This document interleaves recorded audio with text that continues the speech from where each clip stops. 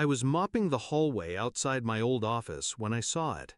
The monitor blinked, the angle shifted, and there they were, her lips on his neck, his hand on her thigh, in my chair, in the empire I built. I leaned on the mop handle, felt the breath catch in my throat, not from pain, from restraint. "He left us everything," she whispered, laughed. "Too bad his weakling son is next." Then the sound, a sharp smack, a child's cry. My son. My hands dropped the mop. The plastic thud echoed in the hall. The cameras kept rolling. I didn't move, I didn't scream. I watched, and I waited. Because ghosts don't rush. The plane crash had been staged, a necessary erasure. Competitors were circling. Boardroom loyalty was paper thin. I needed silence, distance, clarity. So I disappeared, burned everything, let them mourn. Only 3 people knew: my lawyer, the agency who arranged it, her. She cried hard at the funeral, wore white, said I always preferred that color. I believed she'd hold the house, protect the boy, keep the gates locked. Instead, she unlocked my vault, crawled into my partner's bed, slapped my blood. The betrayal didn't crush me, it sharpened me. I watched the recordings in silence, 6 months of footage. Every smile between them, manufactured. Every gift, bribery. He gave her my watch, my signature pen. I gave her trust. She sold it for steak dinners and stock tips. I didn't confront. I observed. Changed my appearance, just enough. New teeth, slightly stooped posture, a scar that wasn't real. I became the old janitor in Building C. Invisible, dependable. She passed me twice without flinching. He once dropped his coffee and didn't apologize. I cleaned their messes. Then I dug deeper. Accessed my old backups from the server farm no one knew still ran. Pulled emails, transactions, voice logs. Every coded conversation between her and him. Every mention of my name followed by a laugh. They'd waited 4 months before raiding my estate. They'd altered the will, poorly. I traced the forger, a drunk paralegal with debt. I sent him money anonymously, asked for copies. He delivered. The will was doctored. My son was written out in the margins. And the trust fund? Redirected.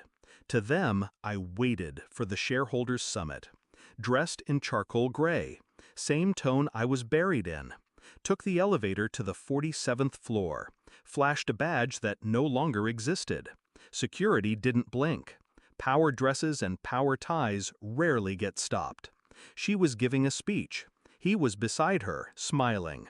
I stood at the back, waited. When it ended, I walked up to them, handed her an envelope. She didn't recognize me, not until I leaned close and whispered, "Funny thing about weak sons, they grow teeth." Her knees nearly buckled. She opened the envelope. Inside, DNA results, video stills, original will, the forged one, the name of the paralegal, a letter from my lawyer, effective immediately, and a photo. My son, smiling, alive, safe, with me. She dropped the envelope. I caught it before it hit the floor. "You're dead," he stammered. I smiled. "No, just forgotten." I didn't press charges, didn't call the media. I did something worse. I held a private board meeting, played recordings, showed proof. Then I revoked her access, stripped him of shares. The final blow?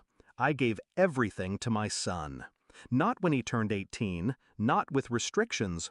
Now. Full control, custody, legacy.